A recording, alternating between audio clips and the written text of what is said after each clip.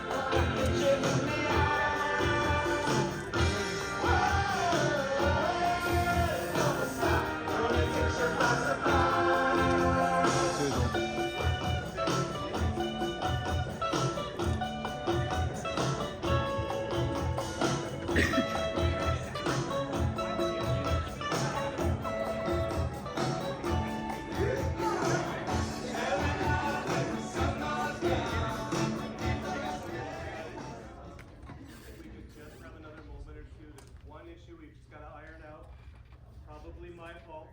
I'll fess up. I'm sure I did something wrong. I'll step off and get hollered at. And when I Spike Lee joined, right? Your patience is appreciated. My ineptitude.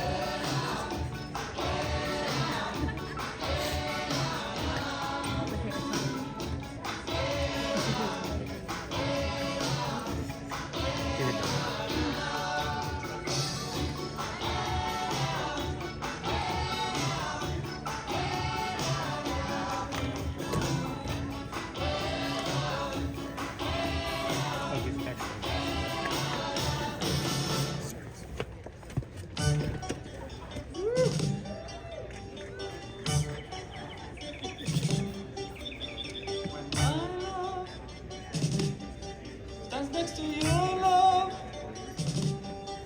I can't compare love. When it's not love, it's not love. It's not love, which is my favorite.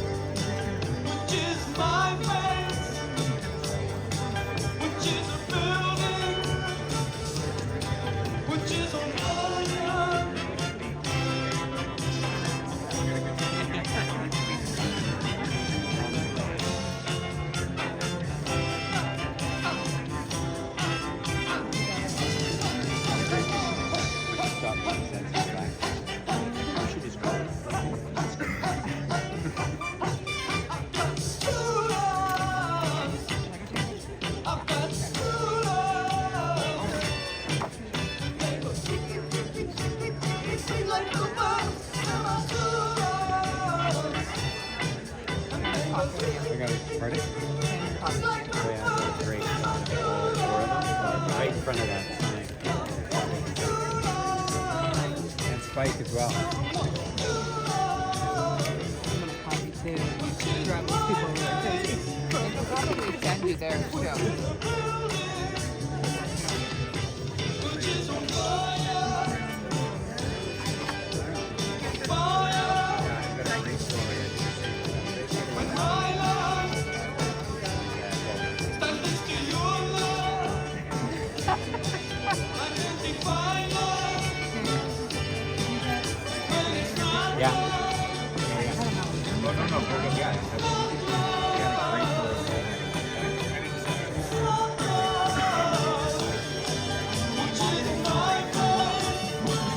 No, because you did that instead of that.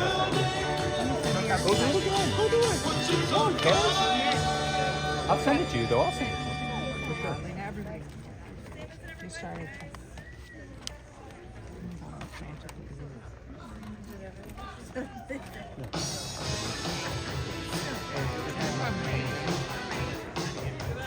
I could just watch it all over again. It's so cute.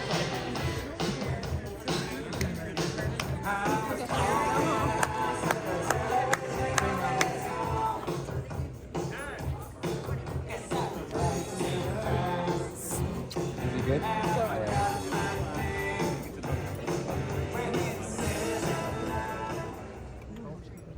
Oh yeah, here we go. Hello, everyone. Good evening. How you doing? Live here in T. Toronto, simulcast all around the world. And we got the Talking Heads. Give it up. And Tina Weymouth, how you doing?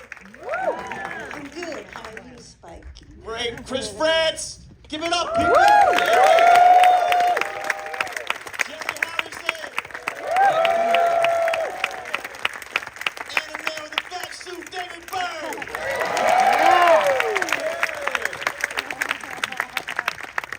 I want to say, first of all, it's an honor, privilege to be here with you.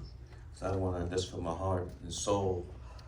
And I was many nights at the West 8th Street, the theater. Midnight show. Oh yeah. I was there. David, we were talking earlier. Let's go back to the origin. Spider-Man #1, Daredevil #1, the origin. This was more or less our tour. This is more or less what we were doing on tour. There were a few songs that were cut out. The intermission, the encore gap was cut out, but other than that, this is kind of the show we were doing. It seemed like it had a kind of progression to it, a story, and I think it occurred to us this could maybe work as a film. It's got a beginning and a middle and an end, and we started thinking about who could direct this, and how could we do this, and how do we pay for it? Yeah. And then the late great Jonathan Demme. Give it up, please.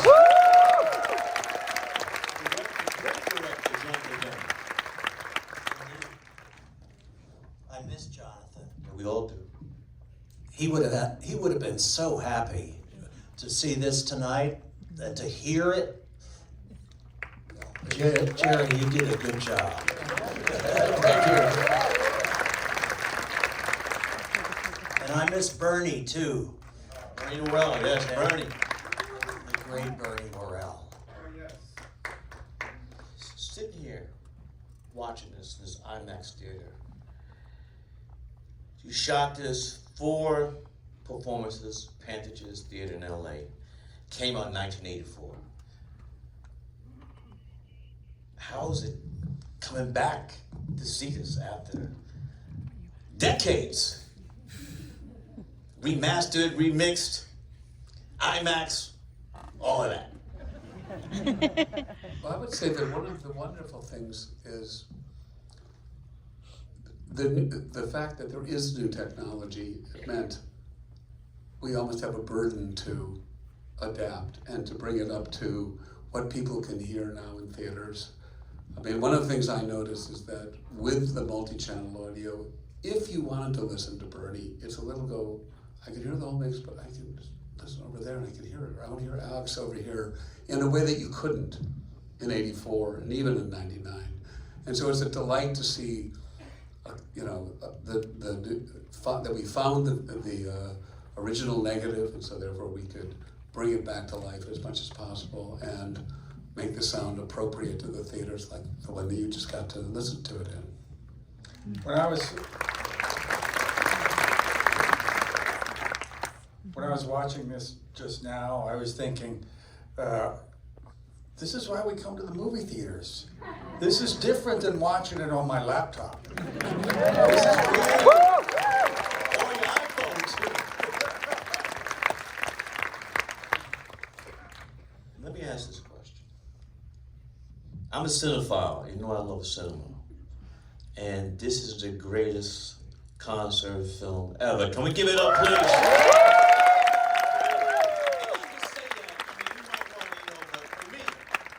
Going on record. Okay. I went on record around the world. This is the greatest concert film ever. Give us some applause, please.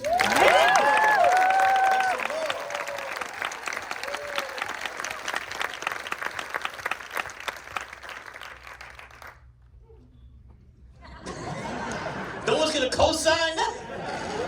Well, you know, Talking Heads was such a good band. And when we had that expanded lineup, I mean, excuse me for blowing my own horn, our own horn. It's so good to be here with my bandmates tonight. It's a beautiful day. It's a beautiful day.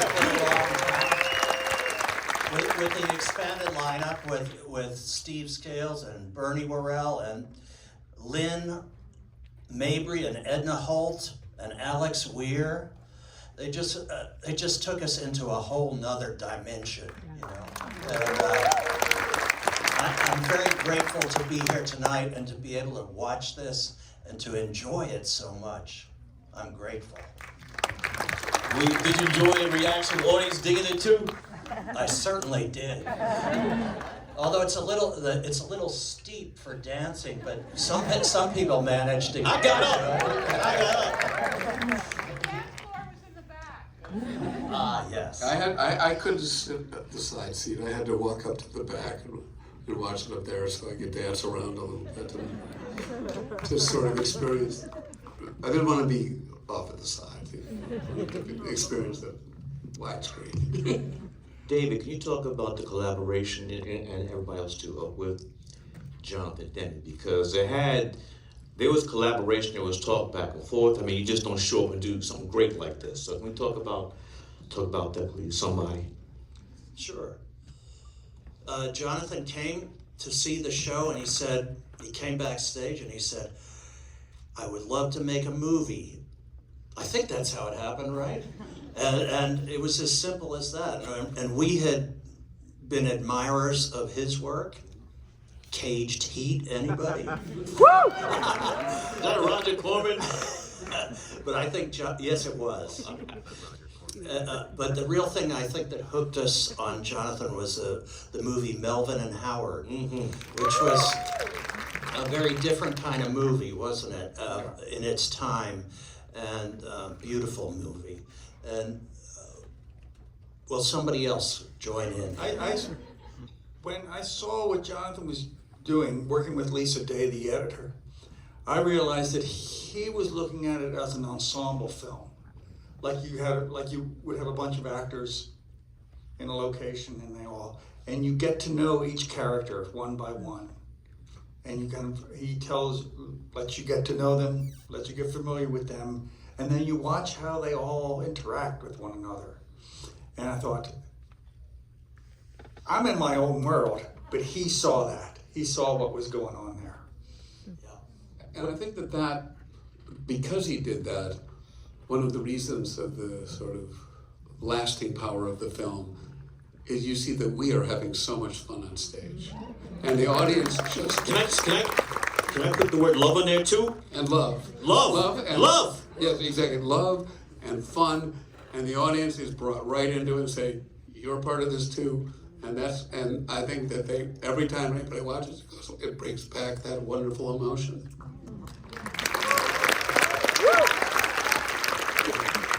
Tina, I'm going to come to you next. I have a special love for bass players. My father was a bass player. So talk about you as a bassist for the talking, bringing that bottle. My big contribution was I never turned my amp up past 3. And that way it left room for everybody else to shine, because if the bass player gets too loud, forget about it.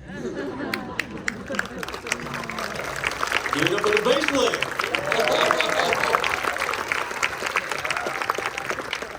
David, earlier we talked about you would pop in and out of the editing process. The great Lisa Day. I mean, she cut the shit out. I mean, you talk about the editing. Everybody, if you were there, tell us about being in the editing room with Lisa and the late great Jonathan Demme. Lisa and Jonathan invited us to be part of the editing process, and it was, I mean, we were not saying cut here, cut there. It was more like, oh, Alex is doing this incredible thing right at this moment. Do you have that? Is that on one of the cameras? We knew the show backwards and forwards, so we could sit. How many cameras did you have each night? Was it 4 each night? 4 or 5, and then so it was at least a dozen once you got them all synced up together. What was that? 6 a night. 6 a night. Yeah. That's 18 altogether. And we were using this new system that Hal Ashby had invented. The great Hal Ashby. That's right, the great Hal Ashby. So that Lisa could look at every shot simultaneously, not do it sequentially, using Betamax tapes. And so we began the edit with that before they went to cutting film. And the one thing I also think that was unique about this is we shot this at the end of December, then went to Australia and New Zealand to play some shows, came back, and it came out in April. So it was like a sprint, and nobody ever got tired. It's like we sprinted, and it was like, we finished. And so many projects sometimes are interrupted with, like, you've got to take a break. We never took a break, and it kind of feels that way. It just feels like it just flowed, and it was finished. It was wonderful. The openings is for me is astonishing, where you see. It's like we're not gonna hide anything. We're gonna have the grips, roll shit out, stands, and how did that happen? That was our show. That was the show that we On toured the tour with. you did that? On the tour. That was the show on the tour. Yeah, every night. And it took I remember it took a while for the crew and Grips and everybody to get used to being on stage and being visible. They're used to, like, we don't want people to see you. But we were saying, no, it's fine. Just move with purpose and with intention, and it'll be fine. Brilliant. I want to go down the line. Let's start with the basis. Your favorite performance, song of what we just saw. You got a favorite? Come on, Spike. That's like making You're on the me spot. choose which of my There's children. simulcasts around the world. I'm not gonna go there. I love that show. It was magical. I mean, everything about it was so special. And with the love that you talk about between us and the audience, the teamwork, our crew, the film crew, it was all amazing. And we had Sandy McLeod. She toured with us for about 3 Tell us who's Sandy. Sandy is, what do they call her on, what's her credit? Visual consultant.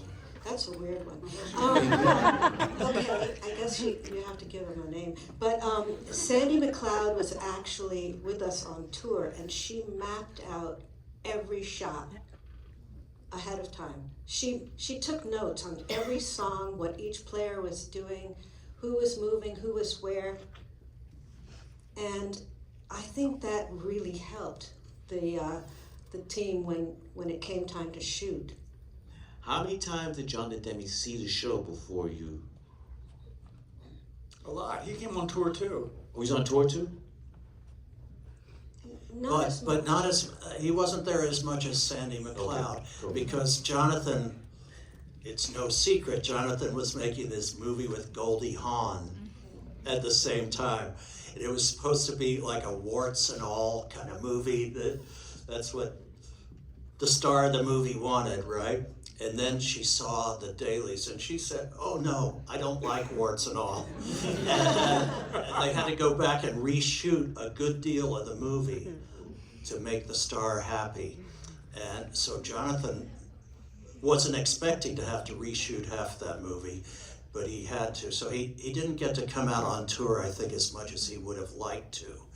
But he certainly dug the band and understood what we were about and helped us to celebrate, because celebrate the music, because when you get right down to it, the music is greater than the band even. Like, we might be dead, but the music continues. Live forever. That's right. You got a song. Favorite. Do I have a favorite? Well, I know I'm putting everybody on the spot, but gee, it is. Tom Tom Club is cool. I wish I kept my mouth shut a little bit more than I did. But I would say I'm gonna say Once in a Lifetime, because it's like going to church, and it's very moving to me, and it's got a power that many other bands and songs never achieve. It's just right up. you're not lying. You're not lying. I'm a little in between two. I would say Life During Wartime, which I think is sort of a moment it's like where the movie sort of takes off. And like, if you haven't been dancing, you've got to get up and start dancing. And I'm a big fan of Girlfriend is Better, which is, the music is this weird abstract thing that's going on. It's like you listen to these parts and it's going, so it has this kind of, I don't know, anyway, unusual modern music to it. And every time I hear it, I go like, God, do I love that song. So I want to call that one out. Mr. Byrne. I agree with all what they've said, that Once in a Lifetime is amazing because it's almost one shot. Not the whole thing, but almost one shot, and it was Jonathan's decision. Like, it plays, so it's, why cut away until we have to? Some of the others, there's all these moments that he caught where one of us looks at the other, looks over at Bernie, or Bernie looks at us, or all those little quick interactions that I thought that stuff is amazing. Those solo shots on Byrne are amazing, because he was feeling it. he had the spirit in it. Well, I can tell you one shot. How about where the girl's head goes around like this? Every time I see that, I go, how did she do that? The great Byrne world. Yes, the great Byrne world. David, the fat suit. The origin.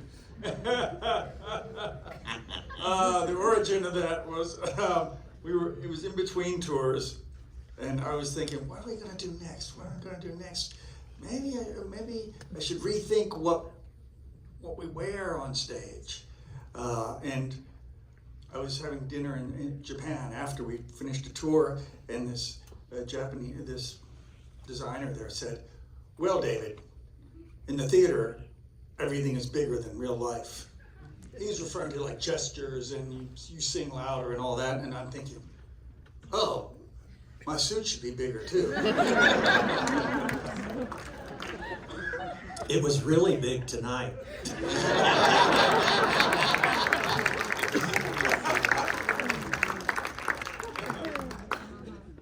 comments? Well, one thing I can say about the suit is that there were two of them that were made, as I remember. And actually, the one that you used was a friend of mine who made it, because the second one had sort of plastic, was lighter, but it didn't move with your body the same. Yeah, you couldn't do all that shaky stuff. Yeah, and this one reacted with you.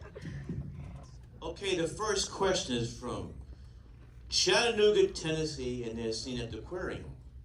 Oh my God.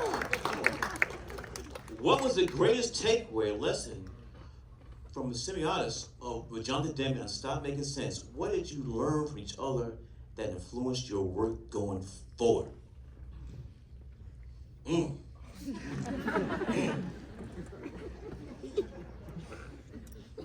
Actually, I think something wild influenced my work going forward. A lot.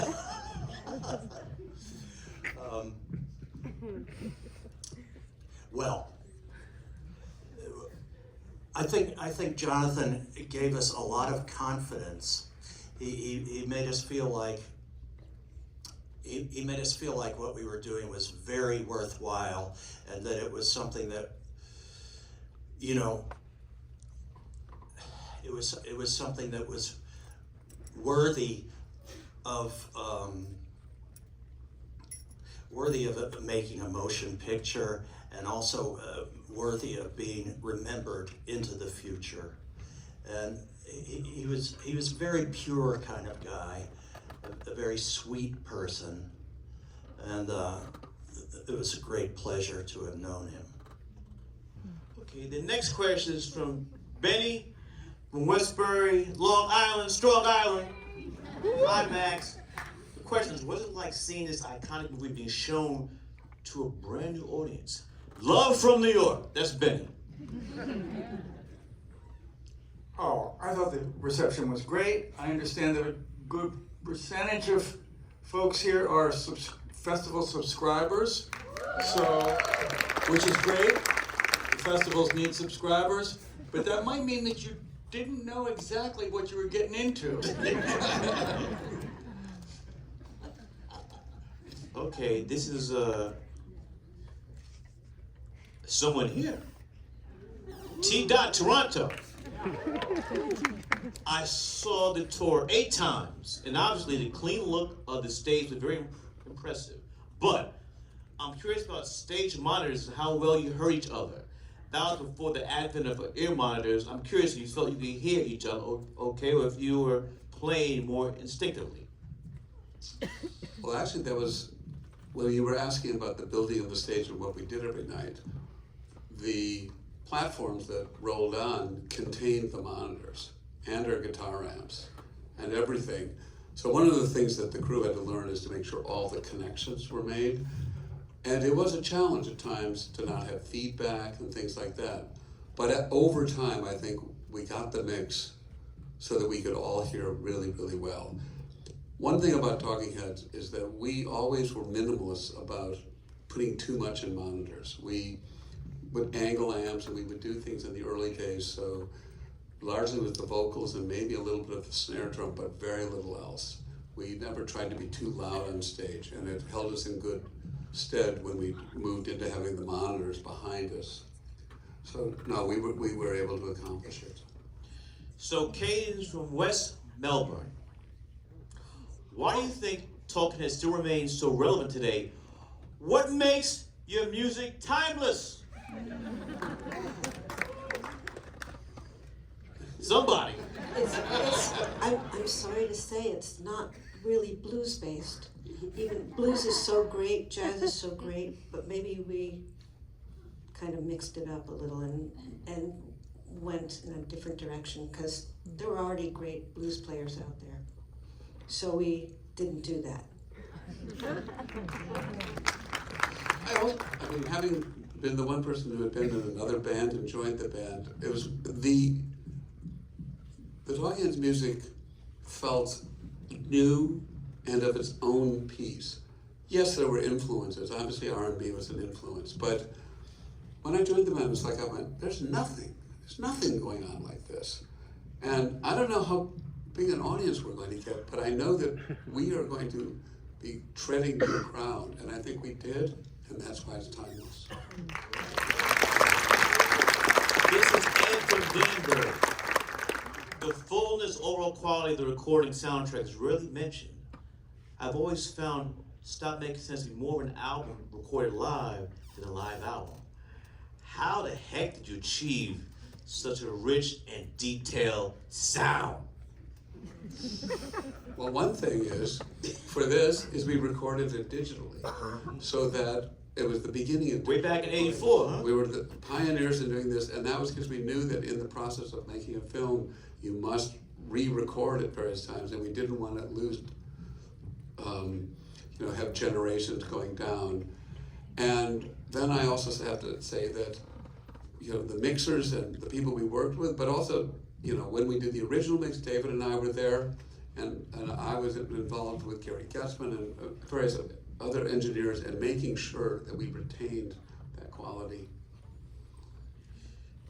We have Charles from Montreal. He says, "Hi, Talking Heads.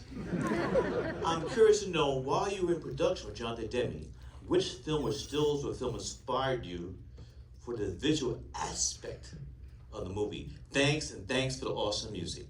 Love." You want to take this one, David? Oh, okay. There wasn't a lot in Jonathan's movie visually that compared to this. It was more like he was aware of how people related to one another. And he brought that to a concert movie, which is kind of, you don't see it in every kind of concert movie. I remember when we were thinking about this, I looked at whatever concert movies and things I could at the time. I remember looking at a Neil Young one called Rust Never Sleeps, where he had giant amps. And I thought, hey, that's pretty good. There was the P-Funk tours with the mothership coming down. I thought, well, I don't think we can George do that. Clinton. Yeah. The mothership. But there were these very theatrical shows out there that still had a lot of credibility. And I thought, okay, there's a way to do this. Let me ask, I'm getting my years mixed up. What year did Prince's concert album come out? I'm trying to... Purple Rain. Yep. No, not Sign. Sign of the Times. Sign of the Times. Anybody know? 87. So this is... So it was like 4 years after this. Yeah. All right. We have... You know what? We gotta wrap it up. Okay. Ladies and gentlemen, get up for the Talking Head.